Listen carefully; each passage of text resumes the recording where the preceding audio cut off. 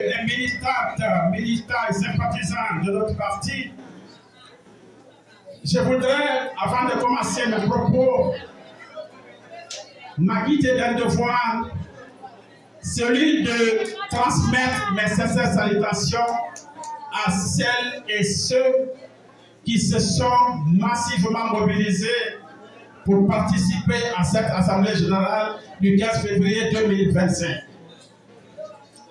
Je voudrais aussi remercier très sincèrement la commission d'organisation qui n'a menacé aucun effort pour que vous soyez aujourd'hui présents à ce grand événement. Monsieur le Président, c'est pour moi un grand honneur et un privilège de prendre toujours la parole ici lors de nos assemblées générales. Et je voudrais vous dire très sincèrement, aussi longtemps que je vais jouir de mes facultés mentales, physiques, intellectuelles et morales, je m'acquitterai de ce devoir pour transmettre le message à l'absence du président de notre bureau exécutif. Je veux le faire parce que j'ai la ferme conviction. C'est la ferme conviction que M. Bahouri a toutes les capacités physiques, intellectuelles, mentales, morales pour diriger honorablement notre pays. Ça, j'ai cette conviction. J'ai connu M. Bahouri en 2008. Aujourd'hui, 2025, ça fait près de 17 ans que je côtoie cet homme. Je travaille dans une organisation internationale qui ne me permettait pas d'être présent aux réunions politiques. Et c'est lorsque mon contrat a pris fin que j'ai jugé nécessaire d'honorer de ma présence aux côtés de ce grand homme, de cet immense homme politique de notre pays. M. Bahouri nous a chargé de vulgariser la nouvelle constitution qui va être soumise au peuple lors du référendum. Et c'est cette loi suprême qui va gouverner notre nation pendant les 10 prochaines années. Donc, c'est un document très volumineux qui fait 205 articles. Compte tenu du temps, nous n'allons pas aborder tous les aspects de la nouvelle constitution qui va être proposée à notre peuple pour qu'il se prononce. Cependant, aujourd'hui, nous allons prendre juste une partie très importante, les critères pour être candidat aux élections présidentielles dans notre pays. Parce que c'est le débat actuel, partout dans les familles, à tous les niveaux. Qui va être candidat? Comment on fait pour être candidat? Quels sont les critères qu'il faut répondre pour être candidat? Et aujourd'hui, à cette tribune, je vais donc traduire ce qui est écrit dans ce document pour que chacun comprenne quels sont les critères pour être candidat aux élections présidentielles. Mais avant tout, je voudrais vous expliquer comment le CNT a élaboré ce document. Pour un premier départ, le CNT a organisé une tournée des conseillers dans toutes les régions du pays pour recueillir la voix des populations à la base.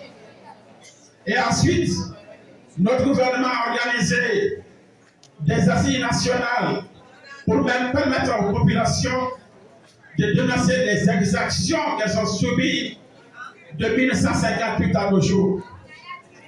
Et ensuite, le gouvernement avait mis en place le dialogue interguinéen du 14 novembre 2021 au 15 décembre 2022. Et ensuite, les membres du CNT, les conseils du CNT ont fait des missions à l'étranger pour recueillir des exemples à l'étranger. Donc c'est à partir de là que la nouvelle constitution qui va être soumise au peuple a été élaborée.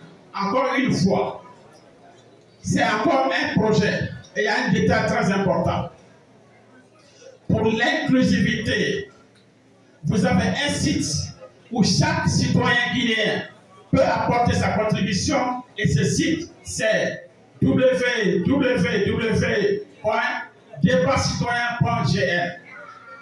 Tous ceux qui ont des téléphones Android Si vous voulez apporter votre contribution à la nouvelle constitution, il suffit d'aller dans ce site et vous allez donner votre point de vue pour qu'il soit examiné au CNT. Donc, comme le disait tout à l'heure, aujourd'hui, on va parler des institutions de la République qui vont gérer notre pays après les élections. Les institutions sont les suivantes. Vous avez les institutions gouvernantes composées du président de la République, de l'Assemblée nationale, du Sénat et le gouvernement. Ensuite, vous avez les institutions juridictionnelles composées de la Cour suprême, la Cour constitutionnelle, la Cour des comptes, la Cour spéciale de justice de la République. Et vous avez les institutions d'appui à la gouvernance démocratique composées de la Commission nationale pour le développement, la Commission nationale de l'éducation civique et des droits de l'homme, l'organe technique indépendant en charge de la gestion des élections, la Commission de régulation de la communication et de l'audiovisuel. Ces institutions prévues par la présente Constitution seront dirigées par des personnalités choisies sur la base des principes de probité, d'intégrité, d'inclusion et de compétence. Et maintenant, nous allons voir les critères définis pour être candidat aux élections dans notre pays. Il faut que vous le suiviez bien, parce que c'est ça qui va définir notre détermination à accompagner notre président, M.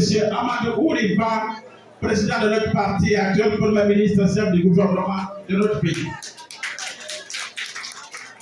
Donc, concernant du titre 1 de cette loi fondamentale par rapport au pouvoir exécutif, il faut retenir que le pouvoir exécutif sera exercé par le président de la République, le Premier ministre chef du gouvernement, dans les conditions qui sont définies dans cette convention, dans cette constitution. Par rapport au président de la République, le sujet qui nous intéresse maintenant là, le président de la République sera élu au suffrage universel direct, au scrutin majoritaire à 2 tours. La durée du mandat du président de la République sera de 5 ans et renouvelable une seule fois. La durée du mandat court à compter de la date d'investiture du président. Et ce qu'il faut retenir, en aucun cas, nul ne pourra de sa vie exercer plus de 2 mandats de président de la République. L'article 45. Tout candidat aux fonctions de président de la République doit être de nationalité guinéenne et de parents dont un au moins est guinéen d'origine. Deuxième critère, avoir sa résidence principale en République de Guinée. Troisième critère, jouir de ses droits civiques et politiques. Quatrième critère, être certifié en bonne santé physique et mentale par un collège multidisciplinaire de médecins assermentés institué par la Cour constitutionnelle. Cinquième critère, être âgé de 35 ans au moins et de 80 ans au plus. Être présenté soit par un parti politique en conformité avec la Constitution et les lois, soit à titre de candidat indépendant remplissant les conditions de parrainage requises.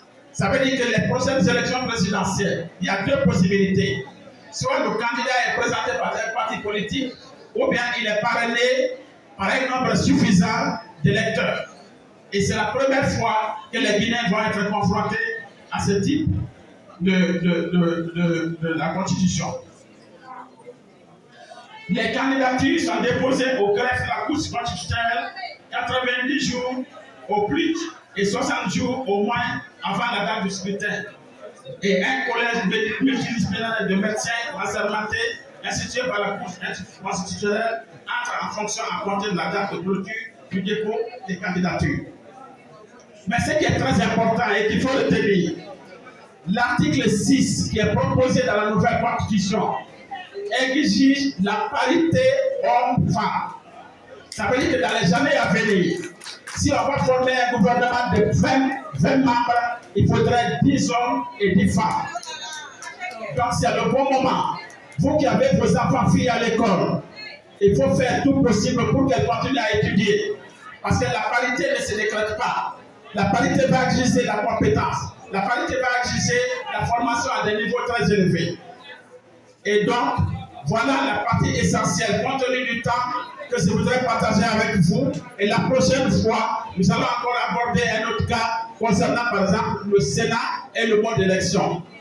Encore une fois, puisque nous voulons que le président Baouri devienne président de la République de Guinée, ça va passer nécessairement par vos cartes d'électeurs. Et c'est la raison pour laquelle vous devez profiter pour vous faire enregistrer lors de la mise en œuvre du programme national de recensement à vocation d'état civil à partir duquel on va extraire le fichier électoral. Sa carte de visite, vous pouvez être militant, vous pouvez aimer Baouri, mais si vous n'avez pas votre carte d'électeur, il vous sera difficile de voter. Merci très infiniment pour votre mobilisation. Je vous remercie.